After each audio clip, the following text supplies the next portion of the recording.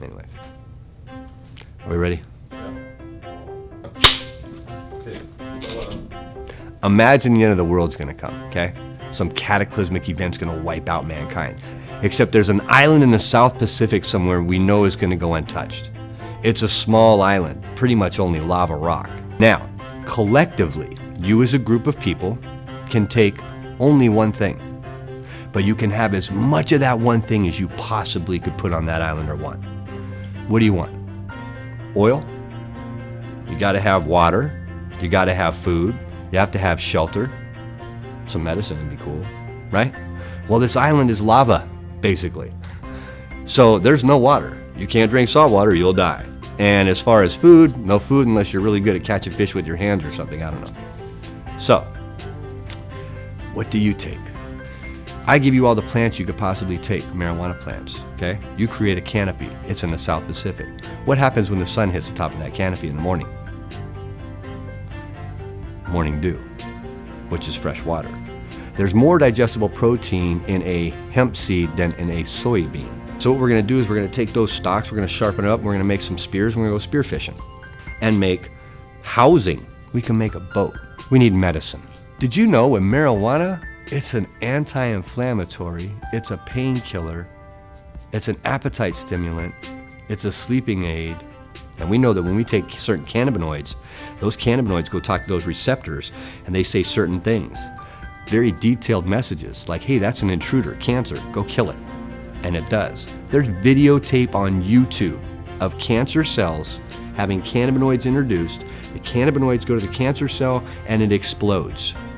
So my point is, my friends, okay, is there anything you can tell me that would be better to take on that island than I just suggested? By the way, those trees, they make air.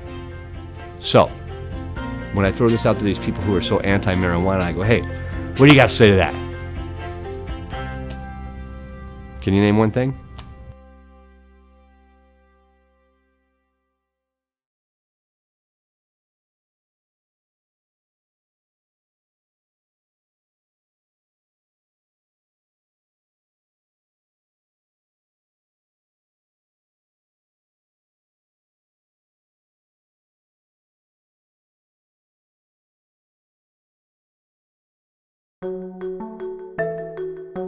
Let's say I came up with some fancy product that killed 100,000 people a year.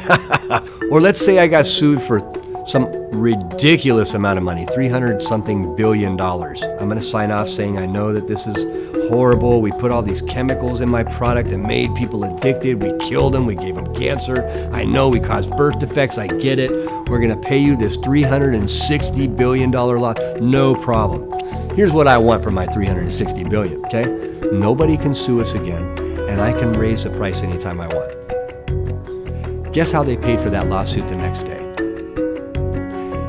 Through the sale of that deadly product they were sued for in the first place, that they've raised the price on. They paid for the lawsuit by raising the price of the deadly product. How is the deadly product still available?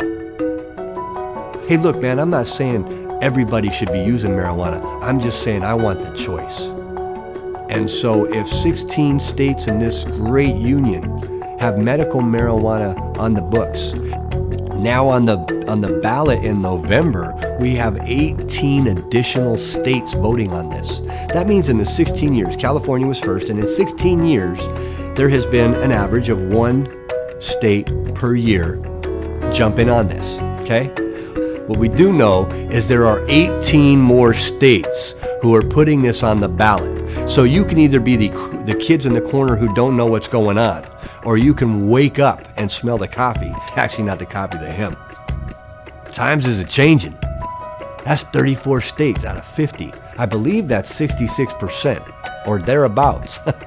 That means 2/3 of the United States thinks medical marijuana or some form, way, shape, or form, needs to be integrated into our economy and society.